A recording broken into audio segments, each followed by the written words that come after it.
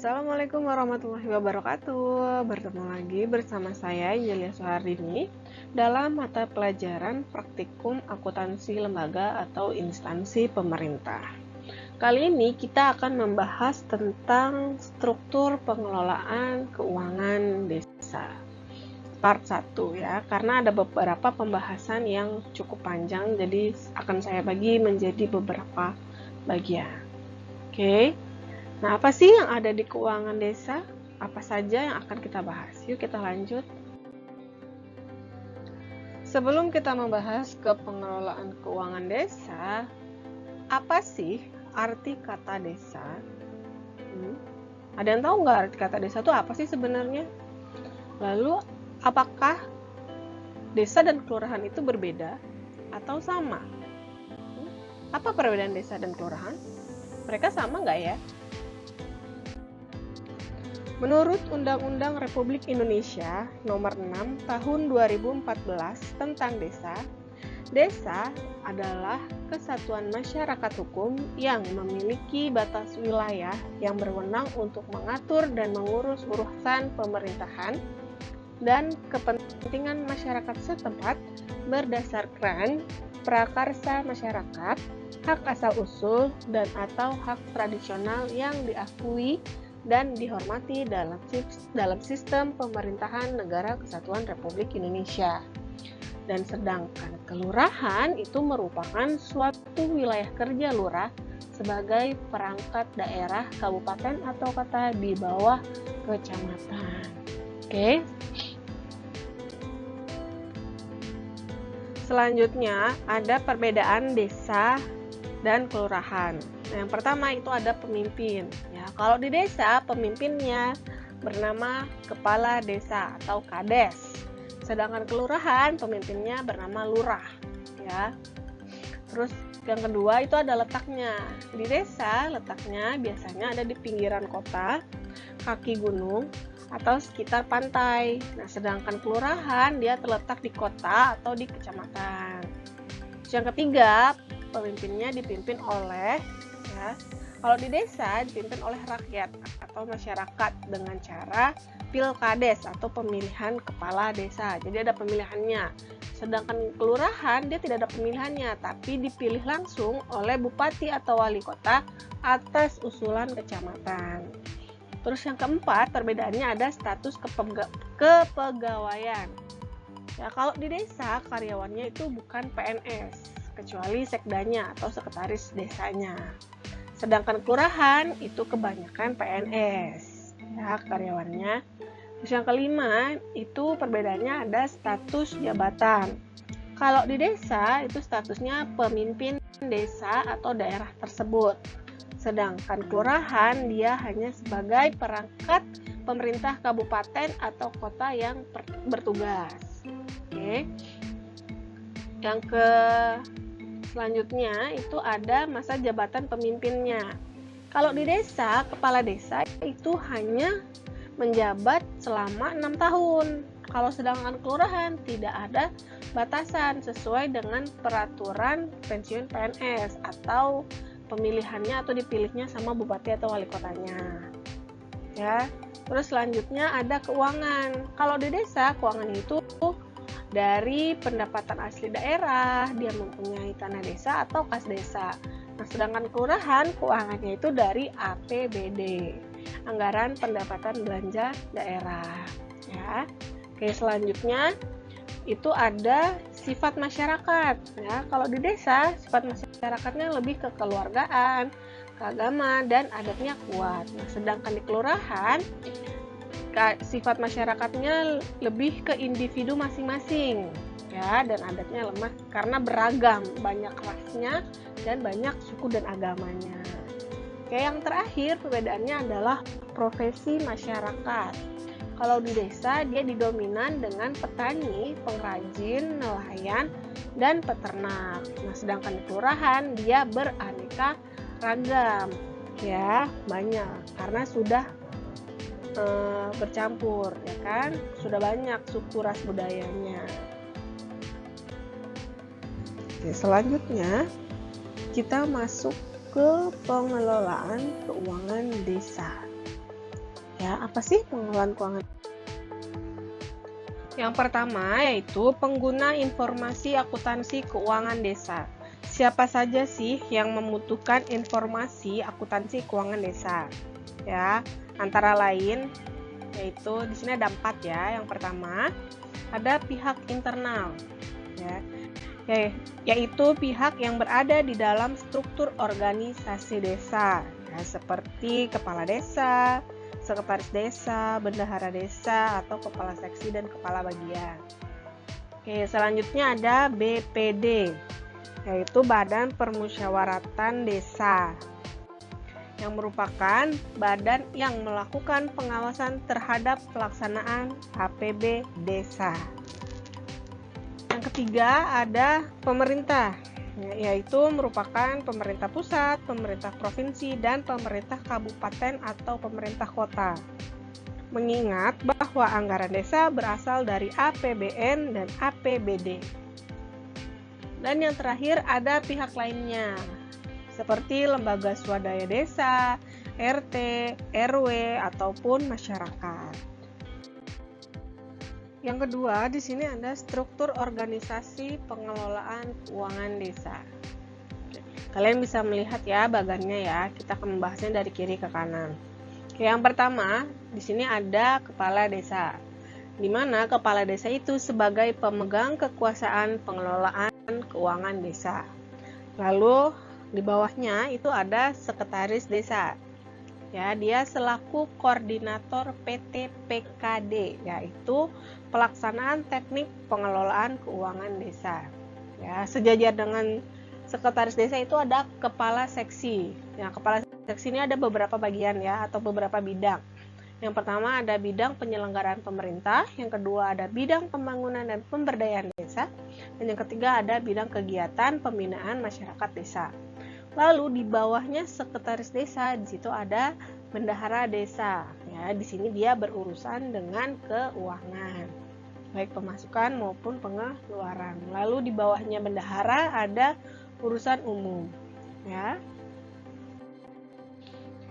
Selanjutnya ada tugas pokok dan fungsi perangkat desa. Ya, yang pertama ada kepala desa. Kepala desa adalah pemegang kekuasaan pengelolaan keuangan desa dan mewakili pemerintah desa dalam kepemilikan kekayaan milik desa yang dipisahkan.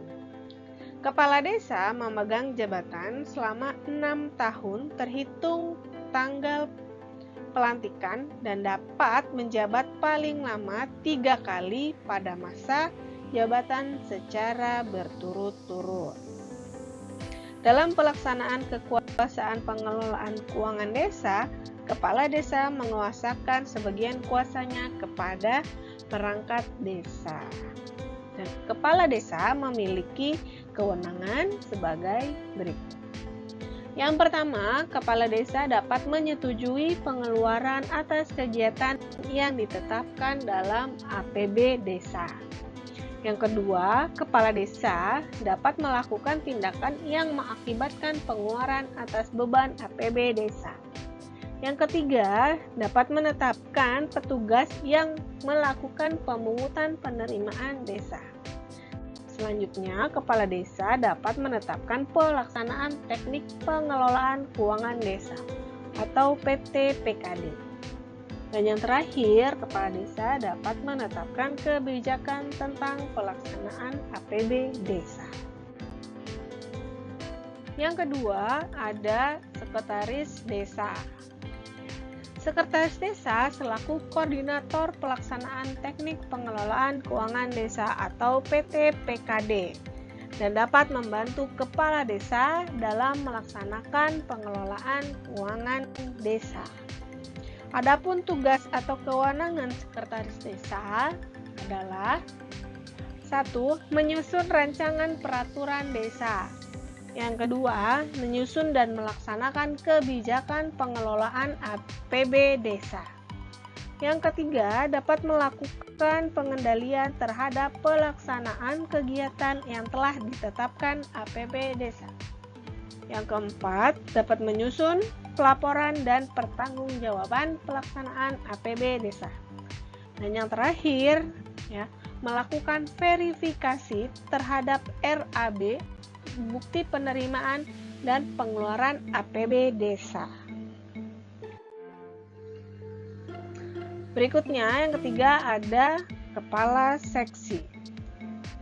Kepala seksi merupakan salah satu unsur pelaksanaan teknik pengelolaan keuangan desa yang bertindak sebagai pelaksana kegiatan sesuai dengan bidangnya.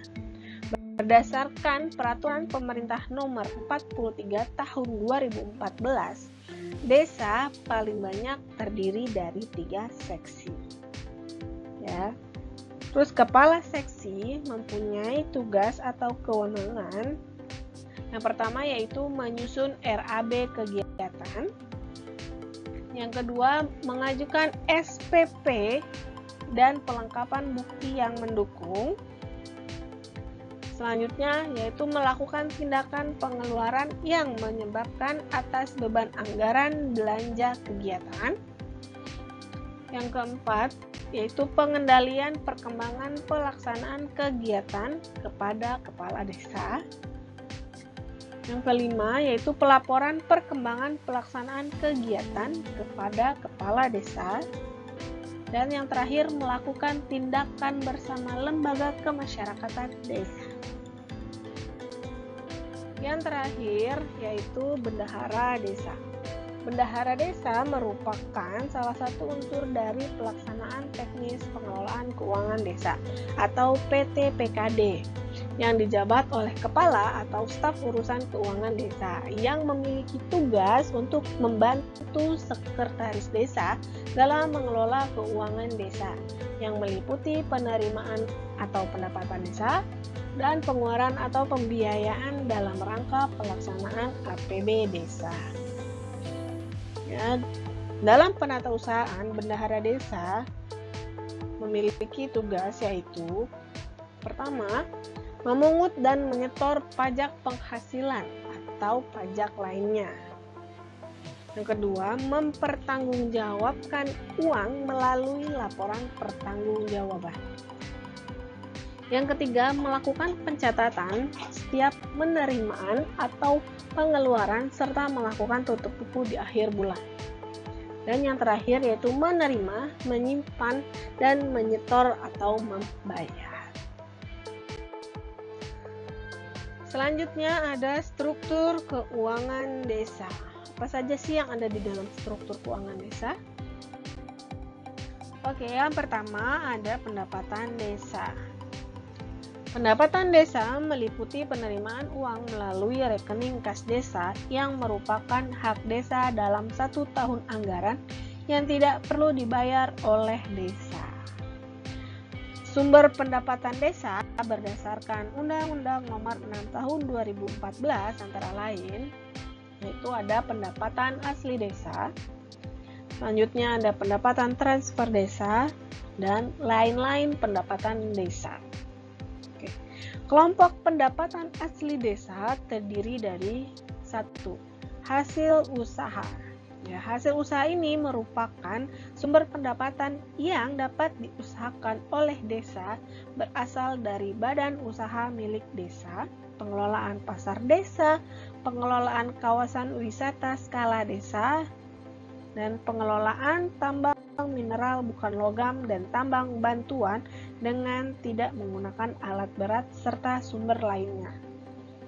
Yang kedua ada hasil desa, hasil aset.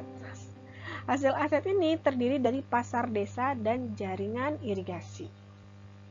Yang ketiga ada swadaya, partisipasi, dan gotong royong. Di antaranya membangun dengan kekuatan sendiri yang melibatkan peran serta masyarakat berupa tenaga dan barang yang dinilai dengan uang. Dan yang terakhir ada lain-lainnya, di antaranya ada pungutan desa. Lalu, pendapatan transfer desa itu terdiri dari 1, yaitu dana desa.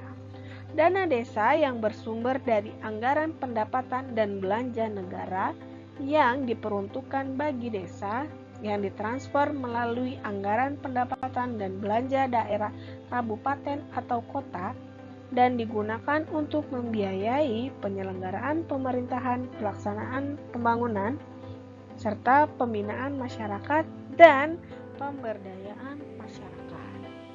Yang kedua ada alokasi dana desa atau disebutnya ADD.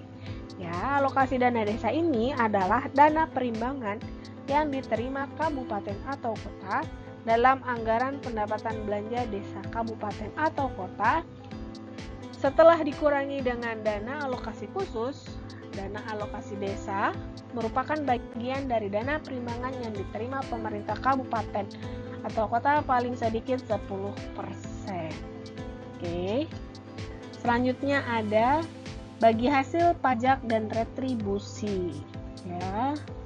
Pemerintah kabupaten atau kota mengalokasikan bagian dari pajak dan retribusi daerah kepada desa paling sedikit 10% dari realisasi penerimaan hasil pajak dan retribusi daerah kabupaten atau kota.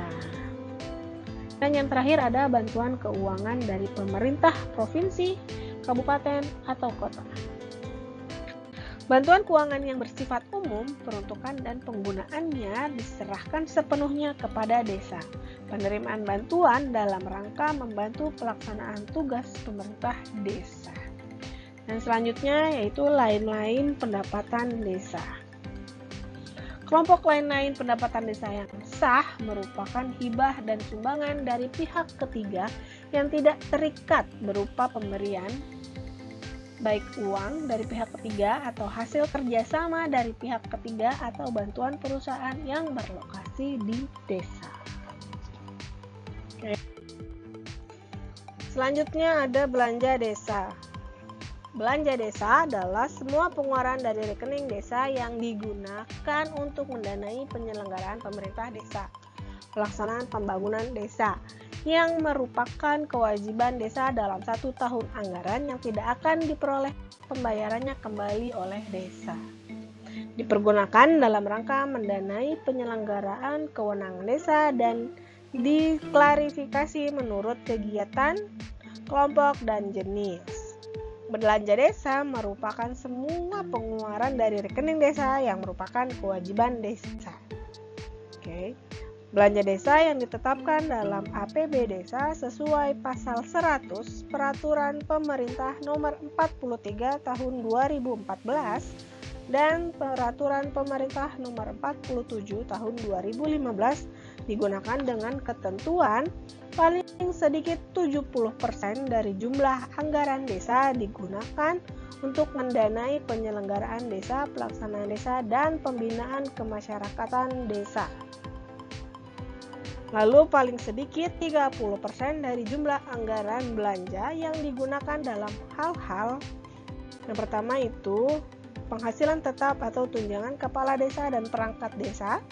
Yang kedua, operasional pemerintah desa. Yang ketiga, ada tunjangan dan operasional badan permusyawaratan desa. Dan yang terakhir, yang keempat, ada insentif RT atau rukun tetangga dan RW atau rukun warga, yaitu membantu kelembagaan yang digunakan untuk operasional RT dan RW. Dan yang terakhir ada pembiayaan desa. Pembiayaan desa meliputi semua penerimaan yang perlu dibayar kembali dan atau pengeluaran yang akan diterima kembali, baik pada tahun anggaran yang bersangkutan maupun pada tahun-tahun anggaran berikutnya. Pembiayaan desa berdasarkan kelompok terdiri dari penerimaan pembiayaan dan pengeluaran pembiayaan. Oke. Cukup sekian materi yang saya sampaikan saat ini. Kurang lebihnya saya mohon maaf bila ada kekurangan atau kesalahan dalam menyampaikan materi ini. Terima kasih untuk pembelajaran kali ini. Sampai jumpa. Assalamualaikum warahmatullahi wabarakatuh.